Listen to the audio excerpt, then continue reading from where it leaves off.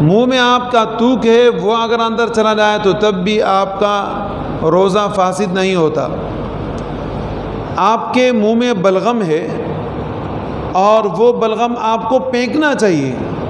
لیکن اگر آپ نے پھینکا نہیں اور وہ بھی آپ کے پیٹ میں چلا گیا تو تب بھی آپ کا روزہ فاسد نہیں ہوگا۔ ایسے ہی